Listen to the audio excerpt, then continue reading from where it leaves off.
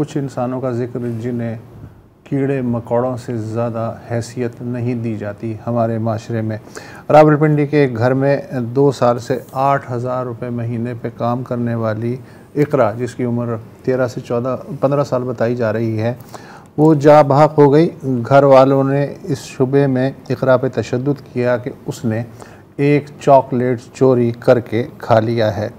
बच्ची के वालिद सनाउल्लाह को रावलपिंडी होली फैमिली हॉस्पिटल से पुलिस का फ़ोन आया कि इकरा एमरजेंसी में लाई गई है और उसकी हालत ख़राब है।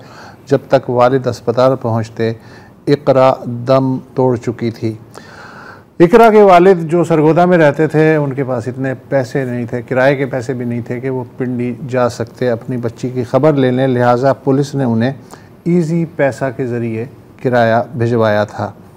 अस्पताल के अमले का कहना है कि इकरा को ज़ख्मी हालत में मुलजिमों की एक रिश्तेदार छोड़ गई थी। इस खातून ने अस्पताल के अमले से झूठ बोला कि बच्ची का वालिद इसलिए नहीं आ सका कि वो फौत हो चुका है और इसकी वालदा इद्दत में है। पुलिस ने सबसे पहले इस खातून को हिरासत में लिया और फिर उसने बाकी कहानी उबल दी। मुलजिमान ने, जिनकी तादाद 2 है, मियाँ बीवी और एक और शख्स, उन्होंने तफ्तीश के दौरान बताया कि इकरा पे आहनी सरिये से तशद्दुद किया गया। ज़ख्मी हालत में 3 रोज़ तक घरेलू टोटकों के ज़रिए इलाज करने की कोशिश की, लेकिन जब उसकी हालत बिगड़ी तो फिर उसे अस्पताल में छुड़वा दिया गया। जब अस्पताल इकरा पहुंची है उस वक्त उसके हाथ पांव भी मुड़े हुए थे। मकतूला इकरा इससे पहले भी इसी घर में काम कर चुकी थी और उसने तब भी तशद्दुद से तंग आके ये काम छोड़ा था, मगर उसके 1 साल बाद दोबारा इसी घर के जो लोग हैं वो उसके वालिद सनाउल्लाह के पास पहुँचे कि हमें ये बच्ची दे दो, इसलिए कि जो छोटे बच्चे हैं उनका दिल इनसे लगा हुआ है। तो उसके बाद ये हुआ और ये कोई नया वाक़या नहीं, बिल्कुल नया वाक़या नहीं है। इसके बाद हस्ब मामूल जस्टिस फॉर इकरा के हैशटैग्स गर्दिश करने लगे, बिल्कुल जिस तरह जस्टिस फॉर तैयबा और इस तरह के दर्जनों हैशटैग गर्दिश करते हैं। और एक सोशल मीडिया एक्टिविस्ट है शहर बानो साहिबा, उन्होंने कहा कि कब तक पाकिस्तान के गरीब वालिदैन अपनी बेटियों को इस तरह दफनाएंगे। तो आसान इसका जवाब ये है कि जब तक गुर्बत है और जब तक गुर्बत को एक्सप्लॉइट करने वाले लोग मौजूद हैं तो ये होता रहेगा। आपको अच्छी तरह से याद होगा 2017-2018 में तैयबा का केस, ये इस नोयत का सबसे शायद मशहूर केस था, सबसे ज़्यादा मीडिया स्पॉटलाइट इनको ही मिली। तैयबा की उम्र उस वक्त 10 साल की थी और ये डिस्ट्रिक्ट एंड सेशंस जज राजा खुरम अली ख़ान और उनकी अहलिया माहीन ज़फ़र के घर पर काम करती थी। और बिल्कुल जिस तरह इकरा को हस्पताल पहुंचाया गया, हाथ पैर टूटे हुए थे, ब्रूजिंग थी, एक आंख बिल्कुल बंद थी, आप तस्वीर में देख सकते हैं, हाथ और पैर पर किसी सलाखों के साथ जलाया भी गया था। इस केस के एंडिंग में क्या हुआ?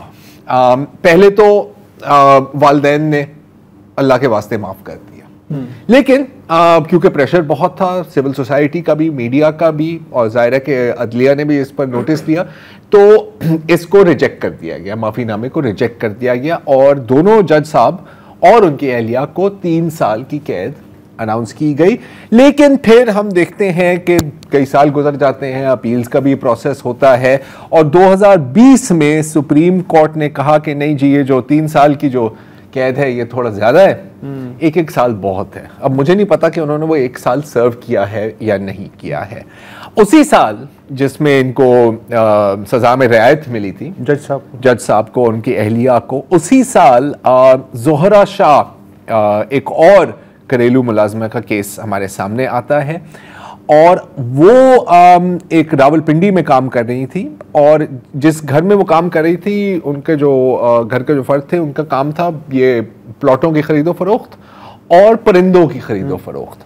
और जोहरा का जुर्म ये था कि उसने गलती से या रहम खा के या ऐसी शरारत में, आखिरकार बच्ची है, कुछ तोते थे, उनका पिंजरे का दरवाजा खुला छोड़ दिया और वो उड़ गए। इल्जाम उस पर ये था और इसकी सजा उसको ये मिली कि बिल्कुल इकरा की तरह she was tortured to death. जब तक वो अस्पताल पहुंची, अस्पताल में आके उनको फेंक ही दिया था, भाग गए थे, तो ये हुआ था। उससे एक साल पहले एक और केस है जिसकी तस्वीर मतलब मेरे नहीं ख्याल कभी भूली जाएगी, वो है उज़्मा की केस। ये देखें, ये है उज़्मा उस घर में जाने से पहले, और ये है उज़्मा की मौत से पहले की तस्वीर। इसको भूखा मारा गया था उज़्मा को, और इनकी उम्र 16 साल की है। ये जो राइट पे तस्वीर है ये 16 साल की है, इसकी एक पूरी वीडियो भी है। और वहाँ पर क्या हुआ था कि वहाँ पर 3 ख़वातीन उस घर में होती थी, एक मारुख, उनकी बेटी आयमा और उनकी sister in law Rehana.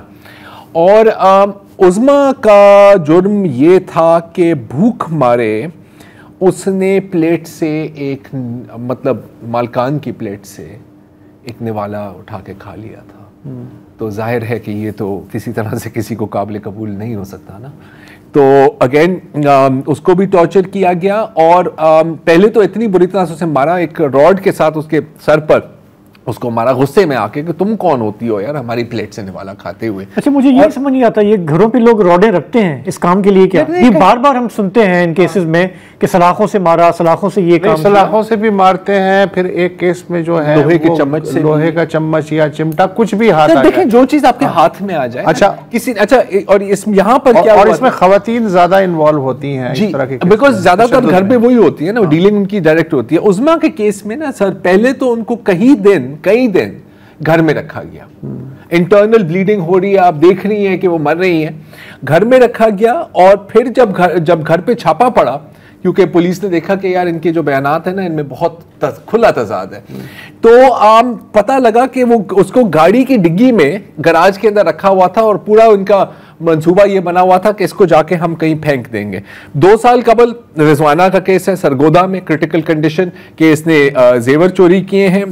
Again ज्यादातर जो ये केसेस होते हैं ये माफ हो जाते हैं या इनको फिर रियायत मिल जाती है। बुनियादी मसला क्या है? बुनियादी मसला ये है कि ये जो केसेस हैं ये सरकार की मुद्दत में दर्ज नहीं होते, तो इंडिविजुअल की मुद्दत में चूंकि दर्ज होते हैं, इंडिविजुअल तो वैसे ही ज़मीन से लगा हुआ होता है, तो उसको पैसे का लालच देके, धमकियों का लालच देके उससे मुक्का हो जाता है। ये जो सनाउल्लाह है इकरा का वालिद, उसने कहा है कि वो जो मुलजिम है उनके रिश्तेदारों के मुझे फ़ोन आने शुरू हो गए कि कुछ पैसे ले लो, ये कर लो, वो कर लो। उसने ये भी तो काम शुरू हो गया वहाँ भी। उसने कहा ना कि वो मकरूज है, कहीं जमींदार के पास पैसे उसने लिए हुए हैं वो चुकाने के लिए वो बच्चों को। तो जब तक सबकी यही स्टोरी है, स्टेट मुद्दई नहीं बनेगी, ये मसला स्टेट मुद्दई नहीं बनेगी। और दूसरी बात है कि ये एक पूरा बिजनेस है, पूरे एक एम्प्लॉयमेंट एजेंसीज होती हैं, उनके एजेंट जो गुलाम बेचते हैं, जो बेसिकली गुलाम बेचते हैं। एंड बिल्कुल यहाँ पर तो मतलब आप देखते हैं कि ह्यूमन ट्रैफिकर के खिलाफ भी मुश्किल से कार्रवाई होती है। तो जो रविश है हमारे मुल्क में, अब पता नहीं इकरा को भी कोई इंसाफ मिलेगा या नहीं मिलेगा, मुश्किल है।